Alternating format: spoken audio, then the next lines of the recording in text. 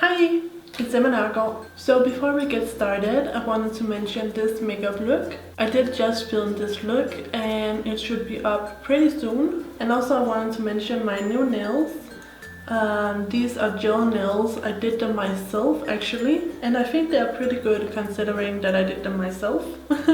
But today I'm going to do a video all about disappointing makeup products. So here during the past few months I have really noticed that some products I'm just not loving them, and I had higher expectations for them and they don't quite live up to those expectations. So the first one is the NARS Ita Brush.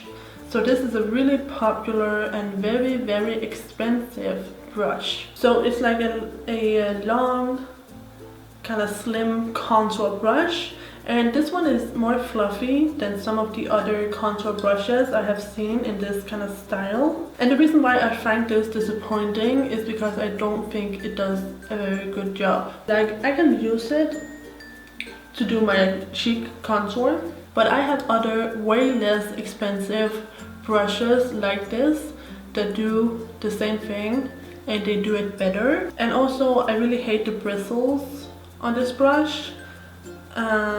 They are a little bit stiff and then they shred like hell, and some of them are just really uneven. I don't understand all the hype around this brush. I think this is average, so yeah, I have been disappointed with that one, and I definitely think you should save your money because this is so overpriced. Okay, next disappointing product. That is this City Color HD loose powder. I really wanted to like this because it's a very fine, loose, transparent powder from the drugstore. But unfortunately this is just not very good. So this is made from 100% silica. So I think that might be why it's not that great. The problem I have with this is that it alters the color of my foundation and concealer, so it makes it a lot darker actually. You'll think since it's like a translucent powder that it would make it a little bit lighter, but on me it does the opposite. And also this is really messy, and it, like, I feel like I'm suffocating when I accidentally get this in my nose and my mouth, which you will get it, you will inhale it, because this just goes everywhere. And I don't have that same experience with any other loose powder, but this one is really awful. And also I don't find that this helps to mattify my face.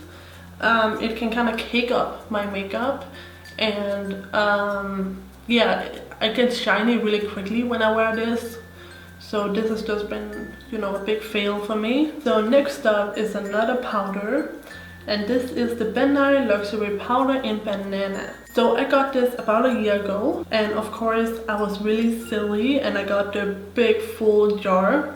And as you guys can see, I have used some of this. But the reason why I have been disappointed with this one is just because it's really dark. And I have tried quite a lot of yellow toned powders, and on my fair skin, they often just, they look too yellow.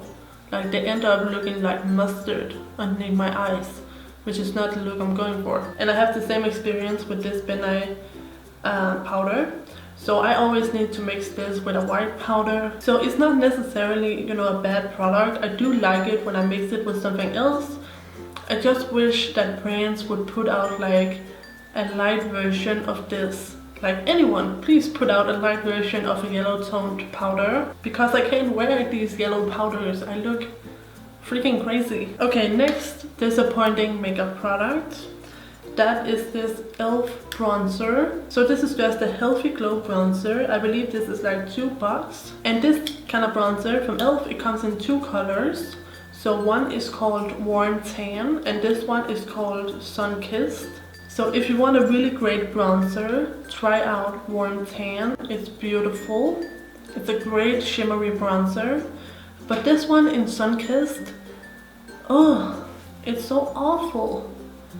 It's because the color is just so wrong. Like, you might see this and you think, oh, that's a great bronzer for fair skin tones, but it's not. It is like so gold. So it doesn't give you like a nice bronze look to your face. It like emphasizes all the texture in your skin and it leaves you looking gold. It's not a good look. You might be able to use this as a highlight if you have a deeper skin tone. But yeah, for me, for my skin tone, I can't really use this to highlight. It's too dark. But I can't use this to bronze either because it's way too gold. Maybe I could use it as an eyeshadow. I might have to try that out. But yeah, as a bronzer, this is just ugh. So next disappointing product is the Liquid Kiss lipstick by W7. I had so high expectations for this product. And the first time I wore this, like in a first impressions video, I really liked it. So yeah, these are basically liquid lipsticks. They come in 3 colors, I have all 3. And when you first put them on, they're really nice and opaque. And they feel nice on the lips. They're kind of like a velvet finish. But unfortunately, these wear really badly. I wore this to school one day. One of the colors, I don't remember which one. But yeah, I put it on in the morning, but this started to wear off really quickly. It wore off like around the inner part and the corners of my lips. And this wears off when you take a sip of water. I have not had any other liquid lipstick that has that bad of a staying power. With my other liquid lipsticks, I can easily, you know, drink a little bit from a water bottle without anything happening. But with this, it just started wearing off. And when this wears off, it wears off in like little clumps. So it gets super like clumpy. And therefore it's super hard to reapply. Because I don't mind reapplying my lipstick and my lip products. But the whole thing gets super like clumpy. And it's hard to remove the clumps. Because then it will just clump like further and further out. And if you don't remove the clumps and you just go straight over your lips will start looking really weird because you have all those little bumps on your lips, all that texture. So yeah, unfortunately this is not a very good and long wearing product. I still think the colors are cute, it feels nice on the lips, it's really opaque and it's pretty, but you can't wear these for more than like a few hours. So yeah, that was really disappointing. So next disappointing product is this W7 King Kohl eyeliner. So one of my favorite eyeliners of all time is by W7. It looks almost identical to this one, except it says Magic Gel Eyeliner on it instead of King Kohl. And it's so strange to me that two so similar eyeliners can be so different in texture and in quality. This eyeliner is so hard. It's so hard to work with. It's so hard to use on your eyes because it just doesn't want to transfer. It's really rough on the eyes and it has like no staying power. So if you use this along your lash line, it will really drag and tug on your eyes and it won't last at all.